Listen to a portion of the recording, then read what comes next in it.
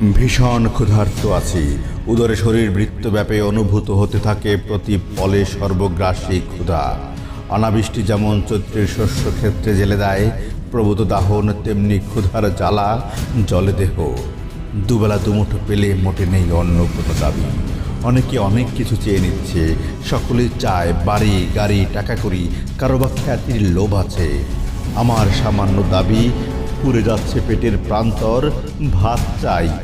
এই চাওয়া সরাসরি, ঠান্ডা বা গরম, সরু বা দারুণ, মোটা রেশনের লাল চাল হলে কোনো ক্ষতি নেই, মাটির শান্তি ভর্তি ভাত চাই।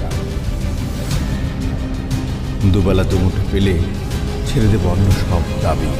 অযৌক্তিক লোভ নেই, এমনকি নেই যৌন ক্ষুধা। চাইনি তো নাভি নিম্নে পড়া শাড়ি, শাড়ির মালিক যে চায় সে নিয়ে যাক, যাকে ইচ্ছা তাকে দিয়ে দাও।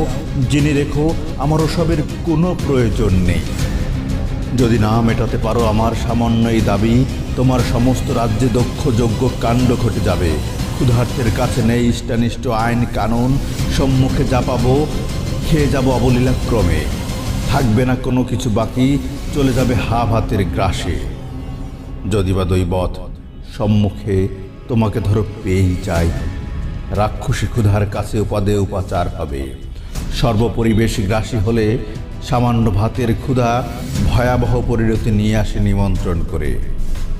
দৃশ্য থেকে দ্রষ্টাব্দি ধারাবাহিকতা খেয়ে ফেলে অবশেষে যথাক্রমে খাবো গাছপালা, নদী নালা, গ্রামগঞ্জ, ফুটপাত, নর্দমার জলের প্রপাত, চলাচলকারী পথচারী, নিতম্ব প্রধান নারী, উড্ডীন পতাকা সহ খাদ্যমন্ত্রী ও মন্ত্রীর গাড়ি। আমার ক্ষুধার কাছে কিছুই ফেলনা নয় আজ। ভাত দে হারামজাদা, তা না হলে মানচিত্র খাবো।